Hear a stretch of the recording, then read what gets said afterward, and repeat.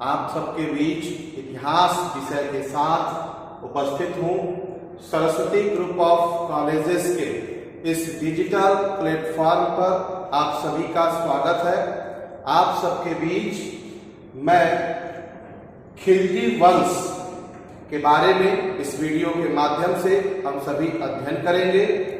खिलजी वंश जिसका कार्यकाल 1290 ईस्वी से लेकर के 1320 ईस्वी तक का कार्यकाल रहा है। मध्यकालीन इतिहास में खिलजी वंश के संस्थापक जिसका नाम है जलालुद्दीन फिरोज खिलजी के बारे में हम सभी आज अध्ययन करेंगे। जलालुद्दीन फिरोज खिलजी जिनका कार्यकाल 1290 ईस्वी से लेकर के 1296 ईस्वी तक का कार्यकाल रहा है। आइए हम सभी चर्चा करते हैं कि जलालुद्दीन फिरोज खिलजी के बारे में अध्ययन करने से हमें किन किन उद्देश्यों की प्राप्ति होगी, इसके बारे में हम सभी आज चर्चा करेंगे।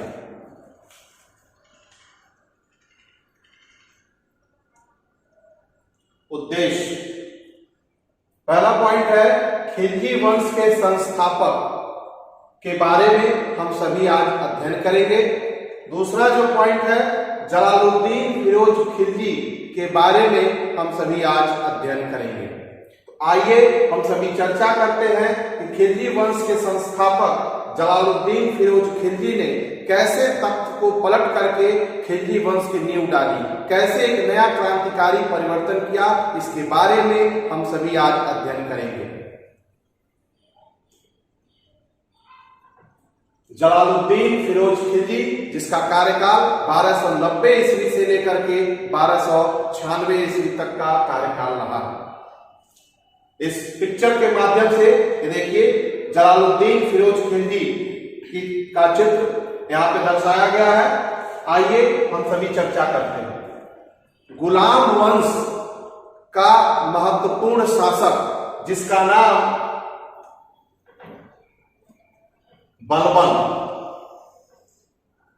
बलबन की मृत्यु के पश्चात उसका पौत्र कैकूबाद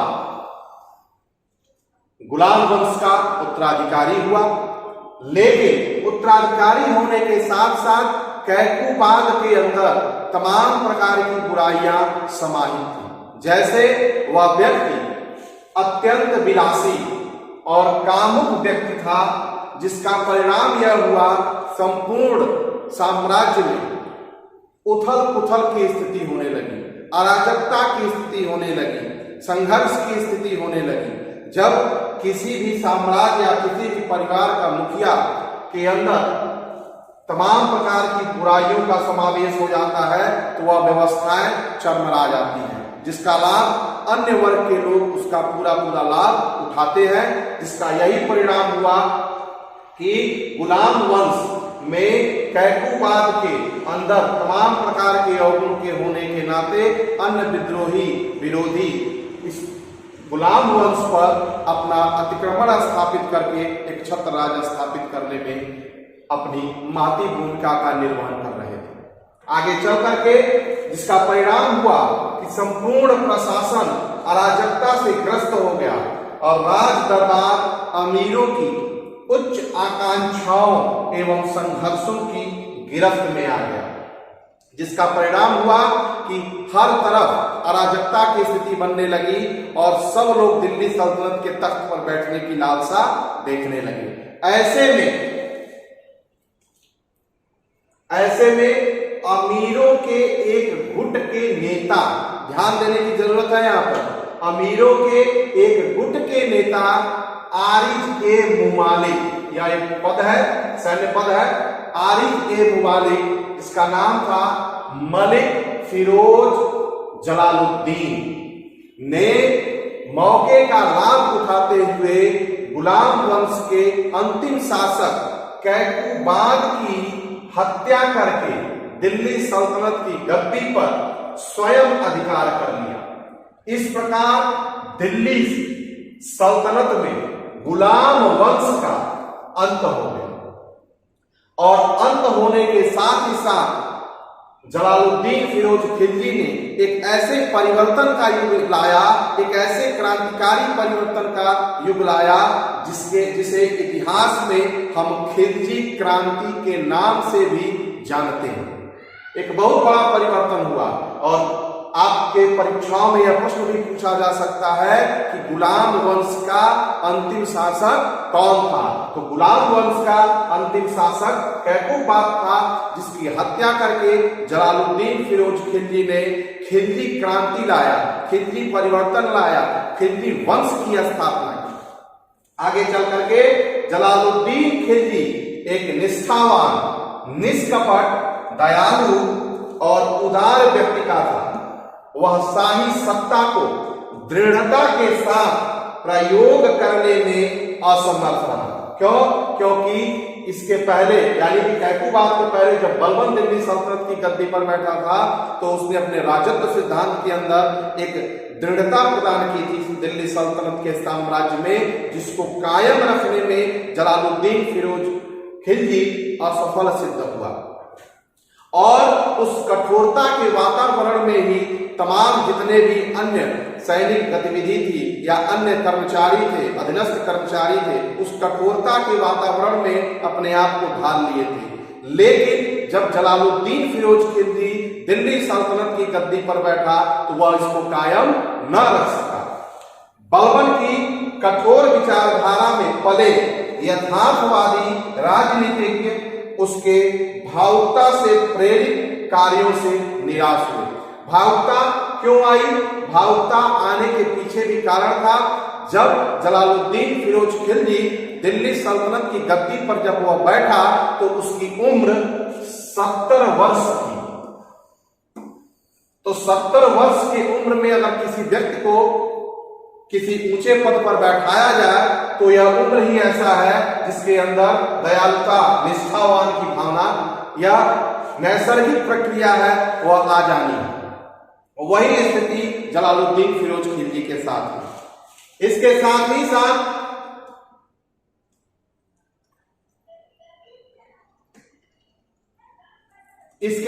साथ उसकी दयालुता, उसकी निष्कपटता की जो भावना थी, निष्कपट की जो भावना थी, इससे साम्राज्य में भी लोग इनकी बातों का ध्यान नहीं देते थे।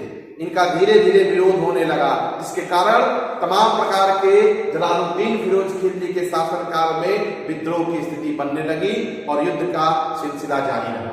ऐसे में बलबन के सिंहासन पर बैठने से इनकार करते हुए उसने अमीरों से कहा, तुम जानते हो कि मेरे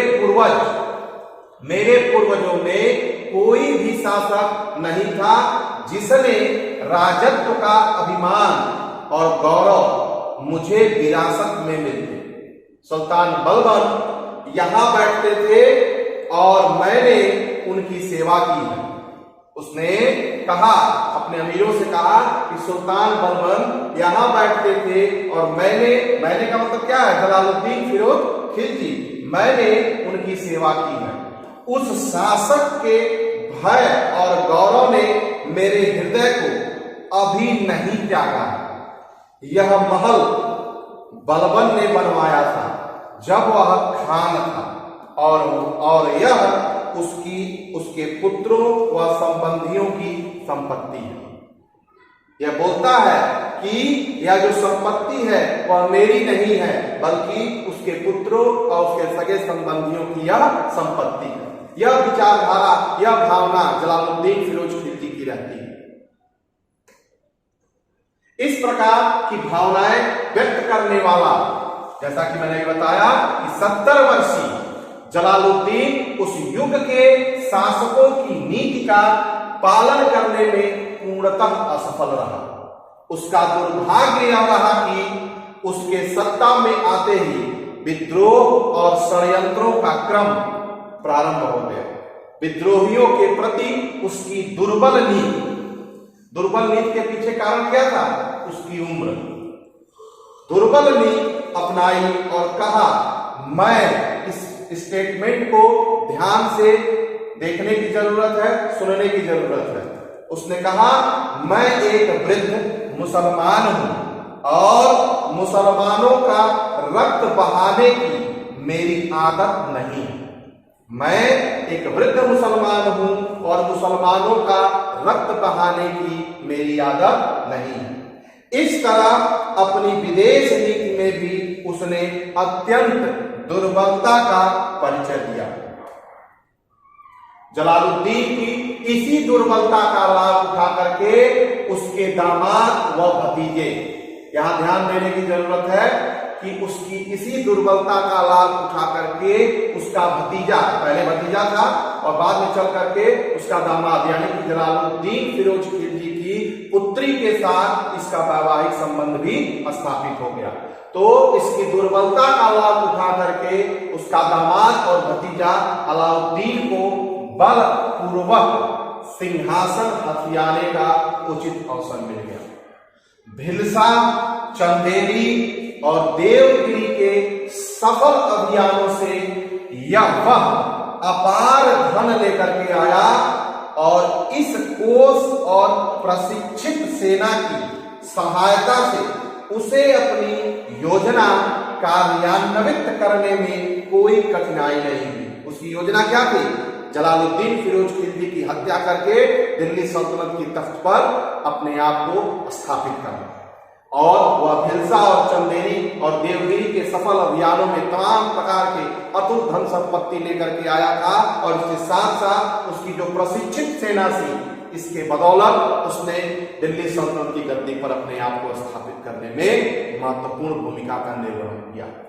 इसके साथ ही साथ सावधान रहने के सभी परामर्शों की अवहेलना कर जलालुद्दीन फिरोज खिलजी अपने प्रिय भतीजे और दामाद से मिलने गया और अलाउद्दीन खिलजी के संकेत पर ही उसकी हत्या कर दी गई।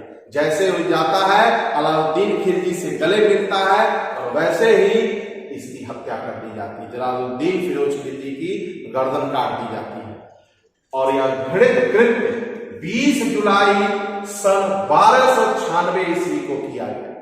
बर्नी कहता है कि शहीद सुल्तान के कटे हुए मस्तक से, गर्दन से अभी रक्त टपक रहा था जब शाही चंदोबा का मतलब यहां मुकुट से है, शाही चंदोबा अलाउद्दीन के सिर के ऊपर उठाया गया और वह सुल्तान घोषित किया गया। इधर अभी ससुर और चाचा का गर्दन कटता है और अभी रक्त बहता ही है, तब तक उसके सिर पर से मुकुट उठा करके अलाउद्दीन खिलजी के सर पर रख दिया जाता है और रखने के बाद अलाउद्दीन खिलजी दिल्ली सल्तनत का सुल्तान घोषित किया जाता है। आइए हम सभी चर्चा करते हैं इस टॉपिक को पढ़ने से हमें किन किन प्रश्नों का ज्ञात होता है। पहला प्रश्न जो है, बलबन की मृत्यु के बाद दिल्ली सल्तनत की गद्दी पर कौन बैठा? बलबन की मृत्यु के बाद दिल्ली सल्तनत की गद्दी पर कैकूबाद बैठा, जो कि बलबन का पौत्र था। दूसरा प्रश्न है, खिलजी वंश कब से कब तक शासन किया? तो 1290 ईस्वी से लेकर के 1320 ईस्वी तक खिलजी वंश शासन किया। तीसरा प्रश्न है, कैकूबाद की किसने हत्या की? तो कैकूबाद की हत्या जलालुद्दीन फिरोज खिलजी ने की, जो आरी के मुमालिक के पद पर भी सुशोभित था। अगला प्रश्न है, किस आक्रमण के पश्चात जलालुद्दीन खिलजी का उसके भतीजे द्वारा वध कर दिया गया? तो देवगिरी के अभियान के द्वारा जलालुद्दीन खिलजी का उसके भतीजे अलाउद्दीन खिलजी के द्वारा वध कर दिया गया। अगला प्रश्न है, जलालुद्दीन खिलजी का कार्यकाल कब से कब तक था? तो 1290 ईस्वी से लेकर के 1296 ईस्वी तक जलालुद्दीन फिरोज खिलजी का कार्यकाल रहा। हम सभी फिर आपसे नेक्स्ट वीडियो में चर्चा करेंगे। Thank you.